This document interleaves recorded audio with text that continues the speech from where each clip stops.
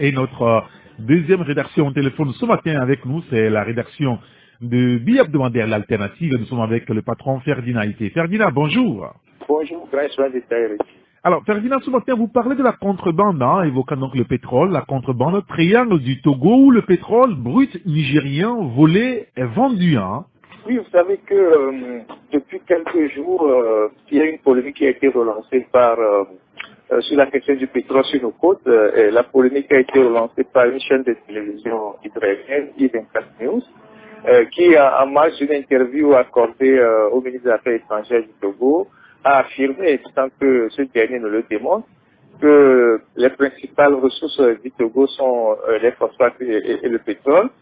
Et donc la polémique est relancée, vous savez que c'est un vieux débat, la question de l'exploitation ou non du pétrole togolais.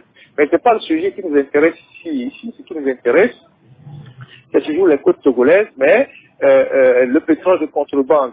Il y a eu une enquête assez inédite d'un journaliste d'investigation du Nigeria sur le pétrole volé au Nigeria qui se vend sur les côtes togolaises et cette activité totalement illicite qui fait perdre au Nigeria des millions et des millions de dollars attire au Togo plusieurs investisseurs, plusieurs acheteurs, des gens assez aux profils divers qui sont souvent dans les hôtels à Lomé. Vous avez des Russes, vous avez des Chinois, vous avez des Thaïlandais, vous avez des Sud-Africains. Tous ces gens-là viennent à Lomé.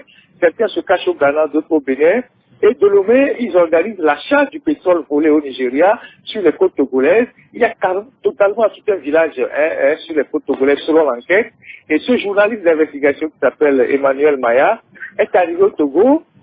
Il est monté à bord d'une vedette d'avitaillement. Il est allé au large des côtes. Il s'est fait passer pour un écoutilleur. Il a suivi tout le processus. Et cette enquête date de 1900. Cette enquête date de 2014, mais a été réactualisée depuis quelques jours.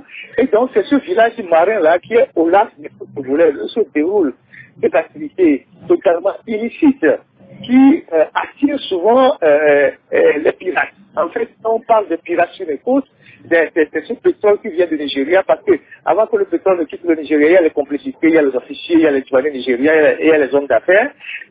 Nous rappelons que dans l'enquête, il est dit que le Nigeria fait 40% de sa production pétrolière chaque année, et donc ce pétrole se retrouve sur nos côtes, et il y a des navires qui viennent de l'extérieur, des tankers, qui prennent ce pétrole-là et qui repartent.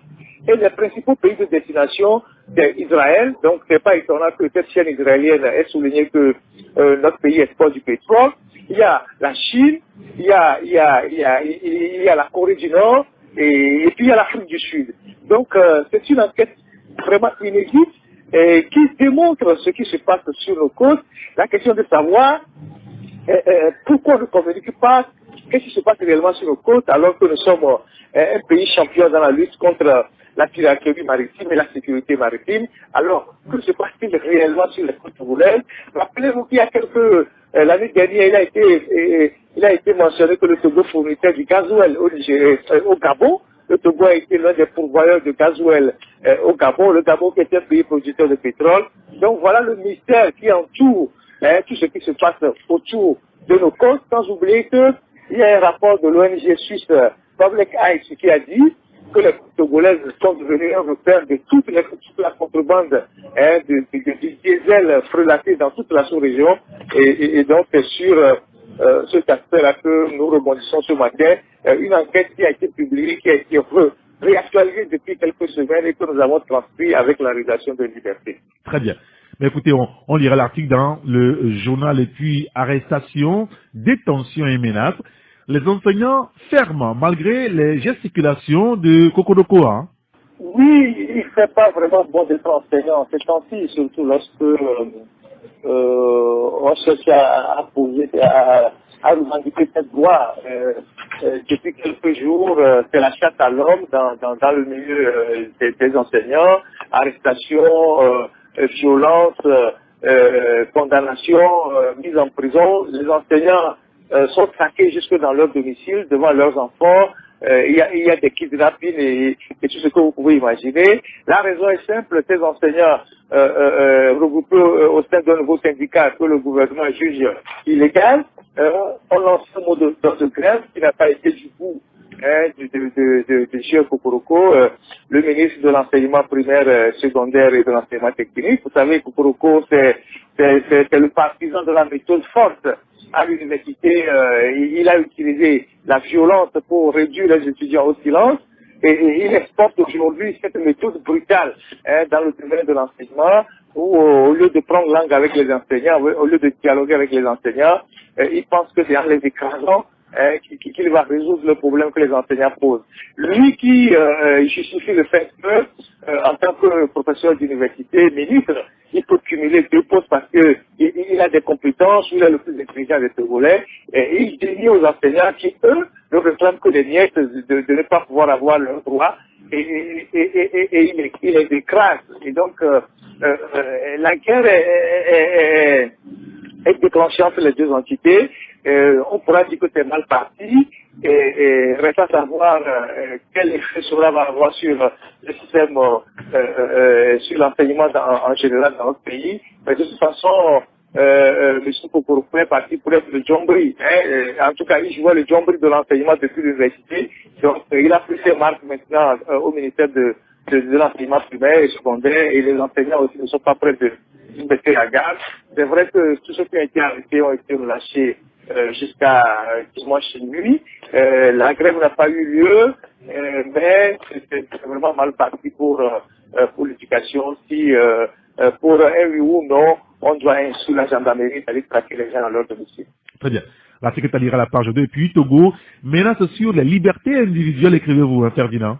Oui, c'est l'autre aspect du problème qu'on vient d'évoquer tout à l'heure. Aujourd'hui, il est clair, il est de l'autorité publique au Togo, on ne peut plus rien faire. Une petite manifestation, le regroupement des associations, on assiste à un recul total des libertés collectives et individuelles. On décide aujourd'hui, sur la base de rien du tout, de décréter des syndicats illégaux. On décide sur la base de rien du tout, ne serait-ce que en faisant du sophisme de dire que entre la frontière entre le délit de presse et le délit pénal est totalement mince, ce qui est absolument faux pour un professeur d'université. On décide de révoquer les chefs cantons de leurs responsabilités parce que les chefs ne se soumettent pas. On décide d'interdire les imams d'aller prêcher à la mosquée. Donc on assiste véritablement à un recul des questions de liberté et c'est assez préoccupant pour notre pays. Ces espaces de liberté ont été acquis de longues luttes depuis 1990 et c'est bien plus aujourd'hui qu'on est carrément dans le mouvement de recul. C'est parfait. Tout ce sujet à découvrir dans votre journal Le Billet hebdomadaire l'alternative. Merci beaucoup Ferdinand Haïté. Merci Grèce, l'inditeur. Et passez une excellente journée. À plus tard.